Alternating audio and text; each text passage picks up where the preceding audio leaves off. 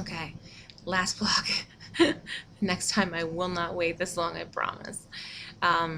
So talking to the nutritionist, looking at all the different foods that you can have.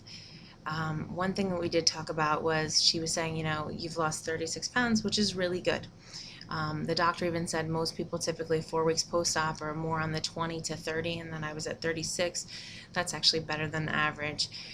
One thing they did want to say to me and to other people was to make sure that you're not exercising too much, because what happens is when your body starts to plateau out, then you really need to kick in your metabolism and exercise more.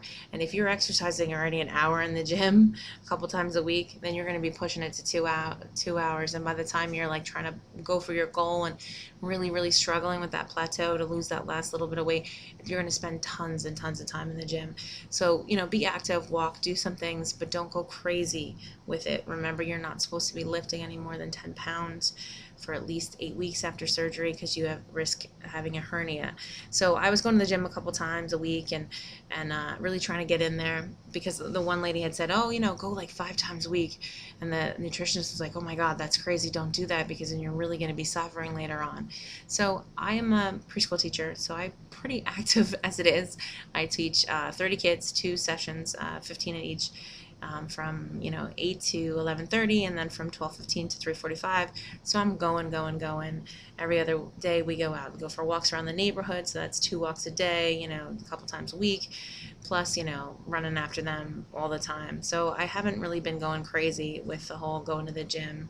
I think I'm going to do it as twice a week at this point, and then see where I'm at. And if I start to plateau, I'll add a little bit more into it. But I'm working on building my endurance up, especially with things like the elliptical, because I have exercise-induced asthma, so I don't really have the same kind of endurance, that most people do.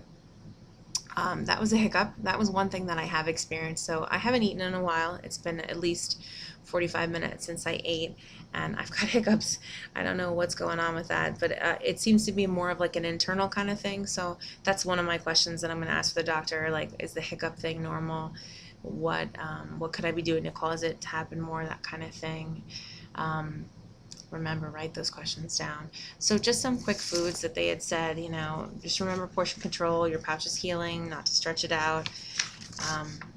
Take your time with meals, sip your fluids. If you gulp, you're gonna feel it.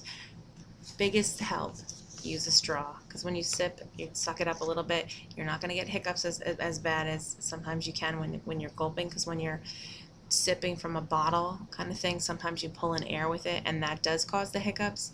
The hiccups that I'm having aren't so much from drinking, they're like at odd times, so I don't know what that could be involved with.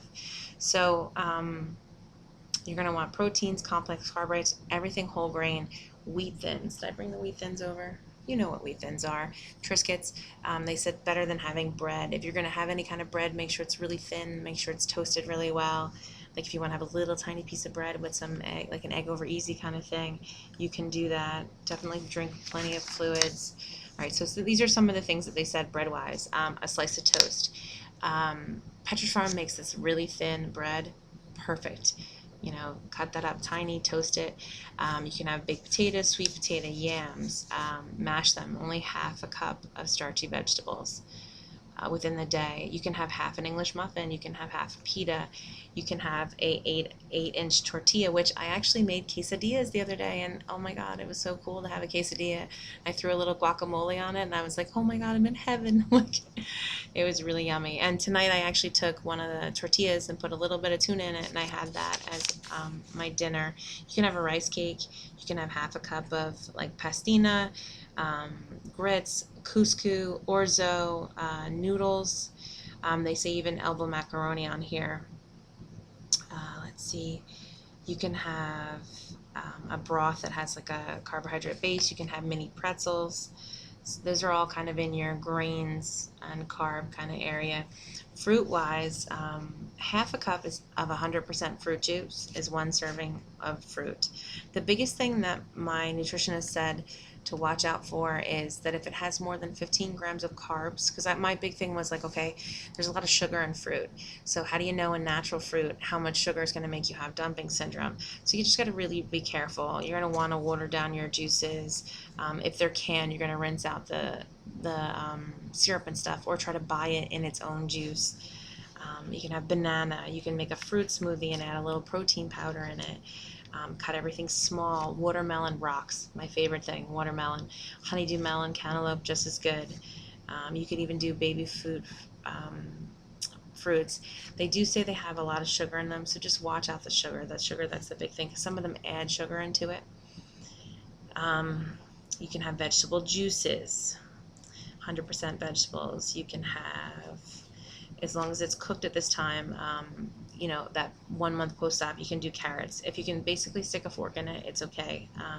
Green beans, spinach, kale, collard greens, turnips, squash, eggplant. One of my favorite things. Can't wait to try it. Pureed soup or mixed vegetable soup. Split pea soup is already pretty mushy. You wouldn't have to do much to it. Lentil soup is also kind of on that sort of same thing. Your proteins can come from milk, meats, or poultries, legumes, beans. I was kind of disappointed. I used to love hummus, and I always heard that hummus for vegetarians was tons of protein. It really isn't. Chickpeas don't have tons of protein in it, not compared to like cottage cheese or tuna fish or stuff like that. So remember, you can get protein from your milk products. You can get protein from tofu, and you can also get carbs and sugar and things like that from them too. So in the milk category, you're going to stay with 4 ounces of milk. You can do like fat-free yogurt. Oh, Course makes fat-free frozen yogurt. Works totally good. It's like 6 grams of sugar, and it's awesome. The only thing is they give you way more than 4 ounces, so you might want to share it with someone. Cottage cheese, like I said, frozen yogurt, sugar-free pudding, also really good milk sources. Shredded cheese, really good source of dairy. Proteins, 1 egg is 1 ounce. So whether it's boiled, 2 egg whites is 1 ounce. You can do egg salad with a little bit of mayonnaise. You can do chicken or tuna in a can and mix it up and throw in a little mayonnaise. Tons of protein there too. Fish, if it's like the size of a deck of cards, which is kind of like about that, by that, it's considered to be 3 to 4 ounces. Same thing with turkey or chicken cutlets. You can do lean deli meats, boar's head, perfect. You can do cooked beans, chickpeas, lentils, bean soup. You can do chili, ground beef, ground turkey. You can do a little meatloaf. I asked, a lot of people put, breadcrumbs in their meatloaf or in their meatballs. She said it's, I wouldn't stress it too much, but obviously the less you do of that kind of thing, because you're adding a carb to it, the better, because it's more protein if it's concentrated meat. You can do sausage. I actually did sausage. I was so excited. It was like, I don't know, going into my 4th week post-op, and I was at a friend's house and they were having a barbecue and they only had sausage left, and I'm like, oh, I would love some sweet Italian sausage. Tried it. Did a little bit of ketchup, which you got to be careful. Ketchup has tons of sugar in it, but just a teeny bit, you're okay. And to kind of keep it on the moisture side, and it did work. It definitely did. You can do peanut butter, tofu, veggie burgers. Boca veggie burgers, excellent. You can do protein supplements like the drink thing I showed you. There's tons of protein. There's like the shots that you can buy at Walmart, the big powders, but I heard they're all nasty and they don't taste good. I myself might look into it, like a tasteless one, so I can add it to things that are more fun to eat, like that I like to eat, to kind of kick up my protein. Fat's definitely something that's limited. Avocado is considered a fat, so if you're going to throw guacamole on there, make it a little bit. You can do a little avocado on your bread or your pita and throw in your chicken or whatnot you're going to eat with it. Sour cream's okay. Low fat dressings are okay. Mayonnaise, butter, just teeny tiny bits, teeny tiny, like 1 teaspoon to 3 teaspoons at max. Liquids, obviously 6 to 8 cups. They want it to be calorie, sugar-free. Sugar-free Jello counts in that. Ice Pops counts in your liquids. You can do frozen juice cubes.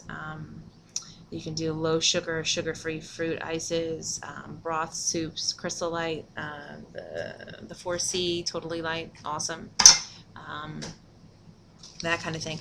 And here's a good help when you're out.